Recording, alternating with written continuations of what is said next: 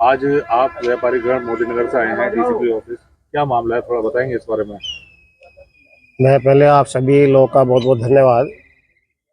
ये मामला हमारे एक व्यापारी हैं और हमारे परिवार से ही है। उनके यहाँ 22 सितंबर को जब बेटे की बहू कहीं जाने के लिए तैयार हो रही थी तो उसने अपनी चीज़ देखी तो उसमें काफ़ी सामान गायब था, जिसमें तगड़ी, चैन, अंगूठी।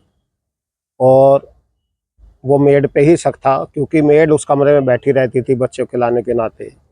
जो वहाँ मेड रखी हुई थी उसकी बेटी उसके साथ आती थी। वो छोटे बच्चों को खिलाने के बहाने उस कमरे में अक्सर रहती थी। उसकी एफआईआर दर्ज कराई थी 22 सितंबर को और 23 सितंबर को ही पुलिस ने उनको पूछताछ के लिए बुलाया। बुलाने के बाद जब उनसे मालूम किया तो उन्होंने इस बात को एक्सेप्ट किया कि हाँ, हमने ऐसे ऐसे चीज़ें चोरी की।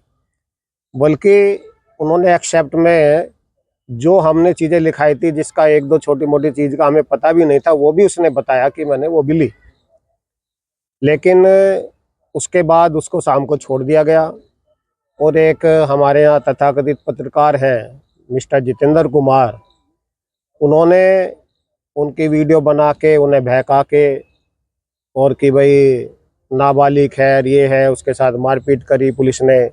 इस तरह इन पर पुलिस वालों को दबाव में लेने का काम किया, जिस कारण हमें लगा कि पुलिस भी उनके कुछ दबाव में आ गई। और पुलिस का ये कहना था कि ये केस खुल जाता आज ही, लेकिन वो आ गए इस तरह। लेकिन आज 1 महीना 7 दिन करीब करीब हो गए। 28 तारीख 1 महीना 6 दिन। हर बार 2 दिन का आश्वासन मिलता है और उस आश्वासन के बाद भी अभी तक कोई हल नहीं निकला। तो इससे हमारे पूरे संपूर्ण व्यापारी समाज में जबरदस्त रोष है। इसके बाद उन्होंने बहकावे में आके या खुद, वो बहुत चालाक है लड़की, और उसकी बड़ी बहन मुख्य रूप से वो बहुत तेज है। उसके बारे में आप अगर मालूम करें मोहल्ले में तो सारी बातें सब क्लियर हो जाएंगी। उन्होंने झूठा आरोप हमारे बच्चे पर ही कि भाई हमें छेड़छाड़ करते थे, गलत दृष्टि से देखते थे, इस तरह का आरोप लगाया।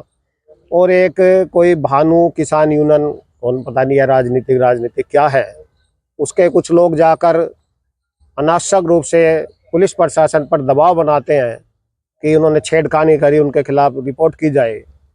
मतलब लूट पीट लिए, घर पे डकैती डल गई।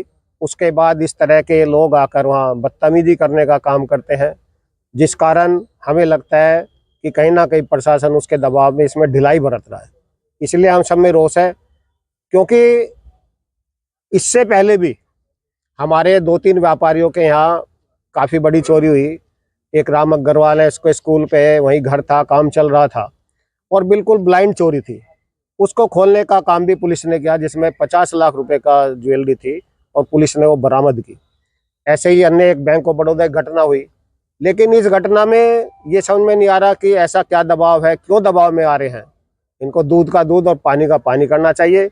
और हमें पुलिस प्रशासन से अब भी पूर्ण उम्मीद है न्याय की कि ये लोग न्याय करेंगे। आज हम डीसीपी साहब के पास जब मिलने आए हैं तो डीसीपी साहब ने अन्य टीम के लिए भी बोला है एसओजी, और वो जांच करेंगे। और हमें पूर्ण उम्मीद है कि हमें न्याय मिलेगा। और आदरणीय योगी जी की सरकार है, न्याय ना मिले ये तो संभव ही नहीं है, लेकिन हमारी सरकार होते हुए इतना समय लगना ये हमारे लिए बहुत बड़ा दुख का कारण है। ये जो लड़की के द्वारा आप पे लेकर आरोप लग रहे हैं, ये एफआईआर होने के बाद लगे हैं? एफआईआर होने के कई दिन बाद कई दिन बाद लगा। और इसमें जो राजनीतिक दल आ रहे हैं, किसान यूनियन वाले लोग आ रहे हैं, वो इस बारे में क्यों इतना बोल रहे हैं? अब हमारी समझ में नहीं आता उनका क्या लेना देना है, उस पत्रकार का क्या संबंध है उन लोगों से कि पकड़ते हुआ पहुंच गए और इस तरह की उन्होंने कहा वो क्रिया सारे काम किए।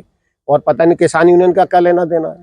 भाई किसान यूनियन का काम है किसान को पीड़ित प्रशासन कर रहा हो, किसान को कोई अधिकारी प्रताड़ित कर रहा हो, किसान का गन्ने का पेमेंट ना हो, किसान को खाद ना मिल रहा हो, किसान को यूरिया ना मिल रहा हो, किसान को बिजली पानी ना मिल रही हो, उसके लिए समाधान करे। अब ये लोग मतलब फर्जी रिपोर्ट कराने का काम करेंगे। ये नहीं देख रहे कि भाई कोई व्यापारी पीड़ित है, उसके घर से 20-25 लाख रुपए का सामान चोरी हुआ है, उल्टा आरोप लगाकर उसमें थाने पे दबाव बना रहे हैं। अब आपके द्वारा कोई अल्टीमेटम दिया गया है पुलिस को? हमने अल्टीमेटम दे दिया, इसको जल्द से जल्द यथाशीघ्र खुलवाने का काम करें, नहीं तो सारा व्यापारी आंदोलन करने के लिए मजबूर होगा। हम लोग बाजार भी बंद कराएंगे, जहां तक हमें जाना होगा हम करेंगे। और हम आदरणीय, अगर जल्दी नहीं होता तो हम निश्चित ही रूप से ये बात योगी जी के समक्ष रखेंगे, वो हमारे नेता हैं, मुख्यमंत्री हैं, और वो जीरो टॉलरेंस पे उत्तर प्रदेश में काम कर रहे हैं। किसी भी तरह की बदमाशी, किसी भी तरह का अपराध हमारी सरकार को बर्दाश्त नहीं है और ना हम लोग बर्दाश्त करेंगे निश्चित। लेकिन हमें फिर भी उम्मीद है कि हमारे साथ न्याय होगा और भगवान ने चाहे तो 1 हफ्ते के अंदर ये केस खुलेगा, क्योंकि अभी तक भी हमारे इंस्पेक्टर साहब हमेशा यही कह रहे हैं कि 2 दिन में 3 दिन में खुलने वाला है। हम नज़दीक पहुंच गए, लेकिन क्यों नहीं खुल पाया अभी तक, क्या कारण है, ये वही बता सकते हैं।